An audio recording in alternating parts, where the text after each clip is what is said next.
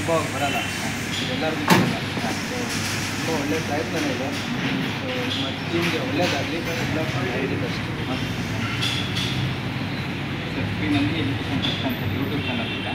ಅದರಲ್ಲಿ ದೊಡ್ಡ ಕಂಪನಿ ಇರಬಹುದು, ಚಿಕ್ಕ ಕಂಪನಿ ಇರಬಹುದು, ಪ್ರತಿಯೊಬ್ಬರು ಪರಿಸರದ ಪ್ರಕೃತಿಯಲ್ಲಿ ದಿನ ನೀರು ಮತ್ತು ಗಾಳಿ, ಬೆಳಕು ಇವು ಉಚಿತವಾಗಿ ಪಡೆಯುತ್ತಿರುತ್ತೇವೆ.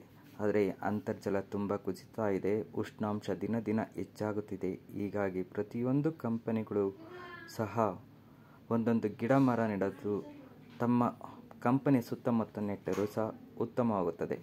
ಗಿಡ ಮರಗಳು ನೆಡುವುದು ಅಷ್ಟೇ ಅಲ್ಲದೆ ಪ್ರತಿಯೊಂದು ಕಂಪನಿಯಲ್ಲಿ ಎಲ್ಲ ವರ್ಕರ್ಸು ಸೇರಿಸಿಬಿಟ್ಟು ಒಂದೊಂದು ಬೀಜದ ಉಂಡೆ ಮಾಡಿದರೂ ಎಲ್ಲ ಕಂಪನಿಯಿಂದ ಸಾವಿರಾರು ಬೀಜದ ಉಂಡೆಗಳನ್ನು ಕಾಡಿನಲ್ಲಿ ಎಸೆಯಬಹುದು.